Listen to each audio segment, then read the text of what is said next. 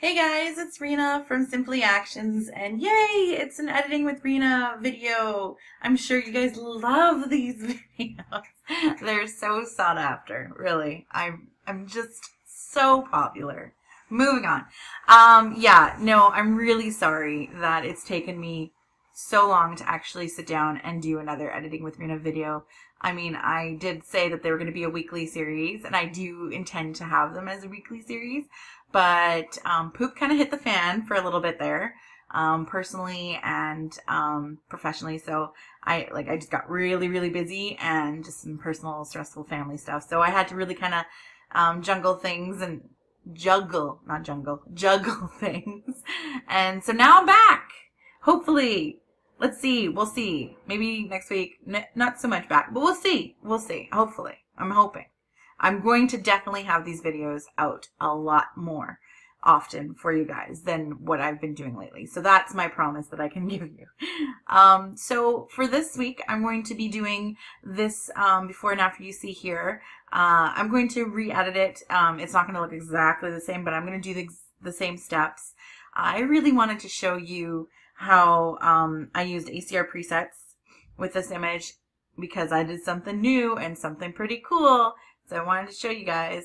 And then also, I use Simply Artiste too, which, I mean, I love because it allows you to edit with, like, you can do clean edits, you can do vintagey film edits, you can do matte edits. It's a really versatile set, so I'm super excited about it. And also, it's, 30% off until July 5th. So I would definitely hop right onto that train and, get it. So, yeah. So anyway, so here I will show you how I edited this image with ACR and with Simply Artiste too. So to start off, I just double click.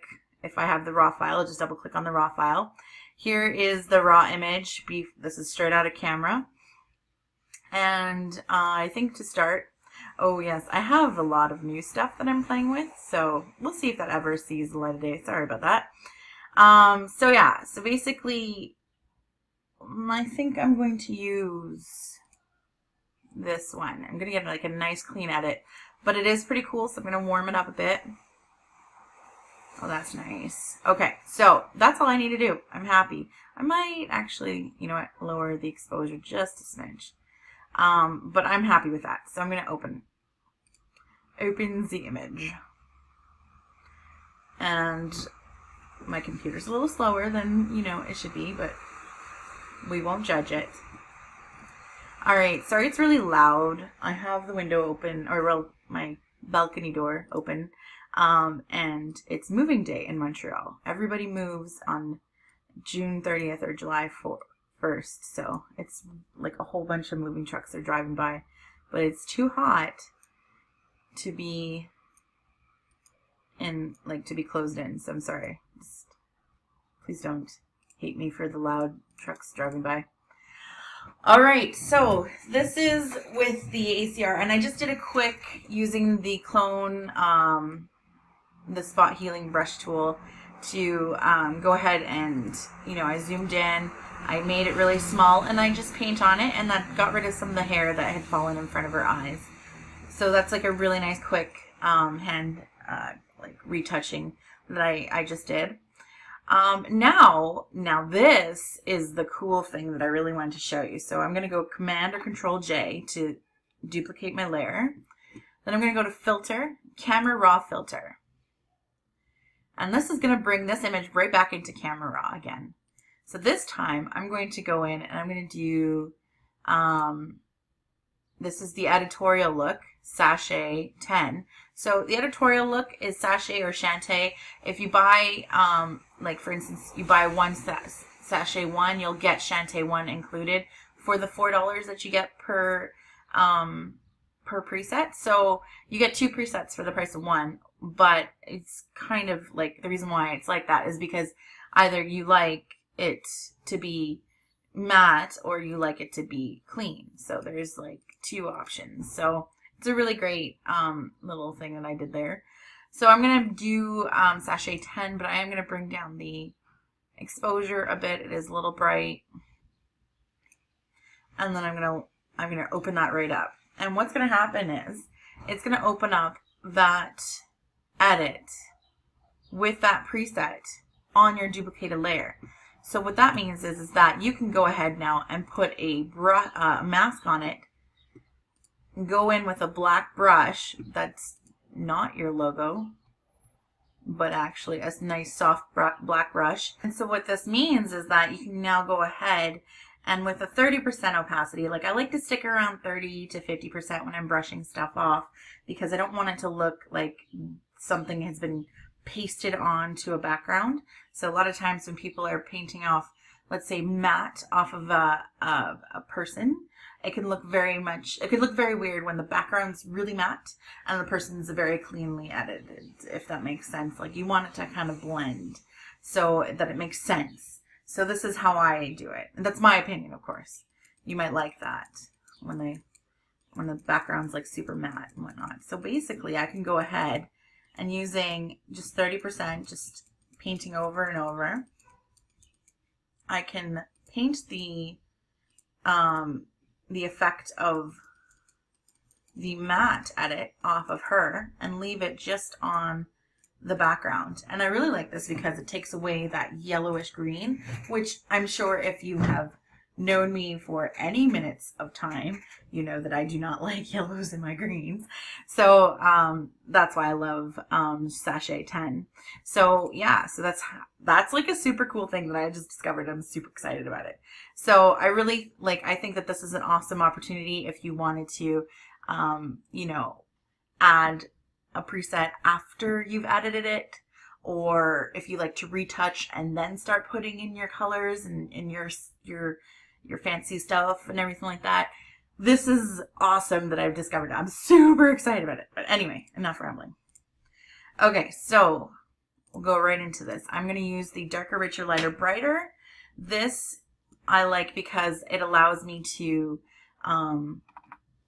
make sure it's a white brush on these black masks.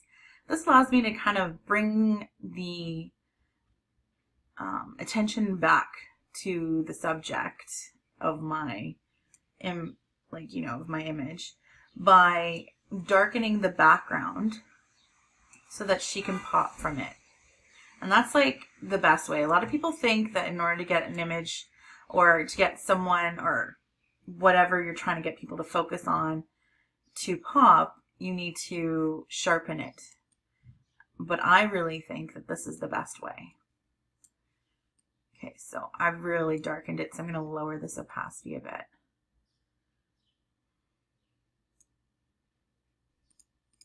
I love that. Oh, and I forgot to mention too, with when you're using the ACR filter, and again, that's by going to Filter, Camera Raw Filter, make sure you duplicate your layer, because then you can even lower the opacity. So you don't need to have the presets be so strong on your images. So I'm really excited about it. If I mentioned how excited I am.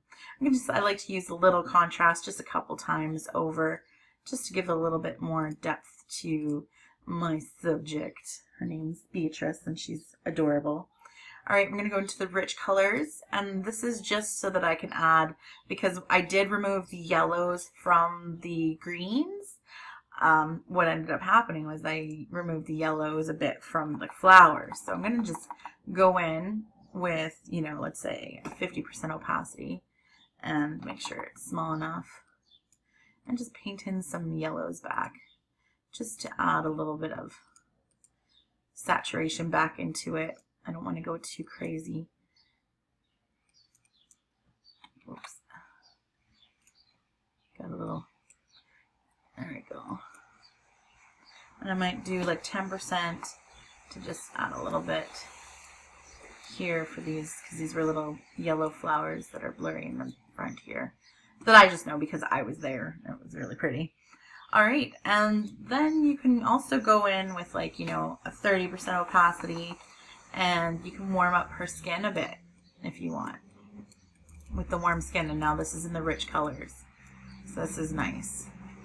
And as you can see, it kind of gives it a little bit of a, like she did have a bit of blue in her skin, so this is good to have. Just because you never realize, like you may think oh, I've got it warm enough, but actually no, you don't. That happens to me all the time.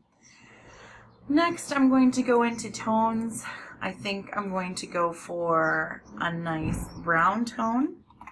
So I just go Command or Control I to invert the mask, but I am going to lower it to 5%. I'm going to change my brush to black and keep it at 30 and just paint it off of her because I don't want it to be too dull.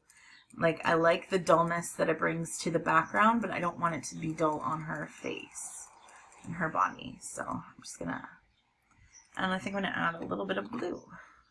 But I'm going to lower that even more to like 3%.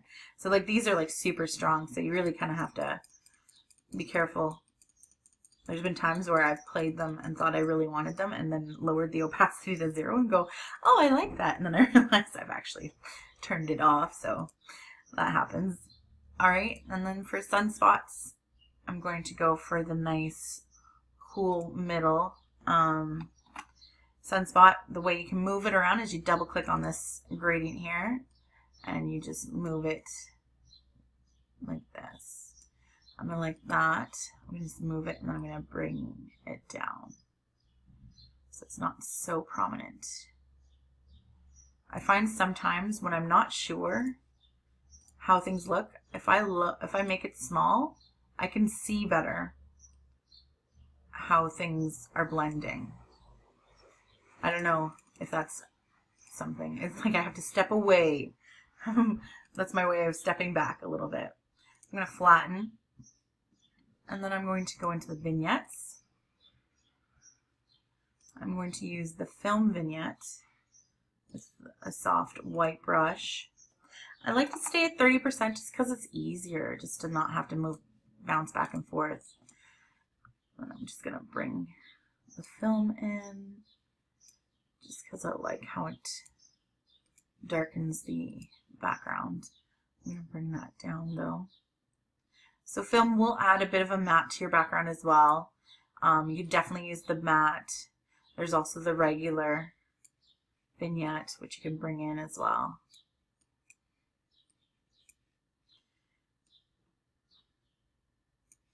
Again, I'm going to step back a little bit. See how I like my vignettes.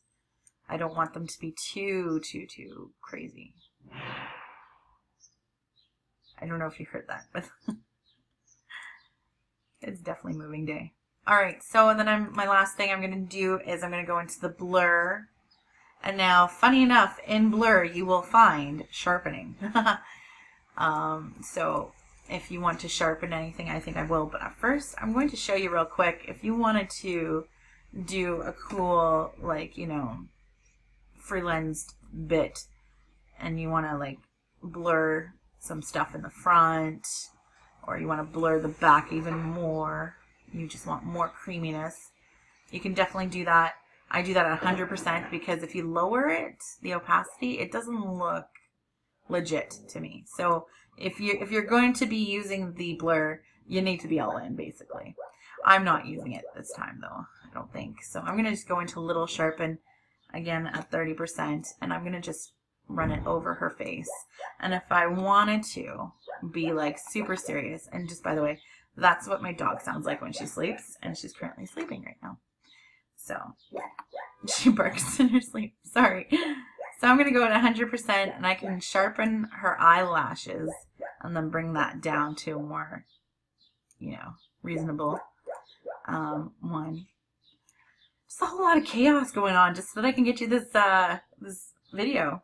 I hope you appreciate it. Anyway, so this is your before and after. So the before right out of ACR to this. And again, this is what it looked like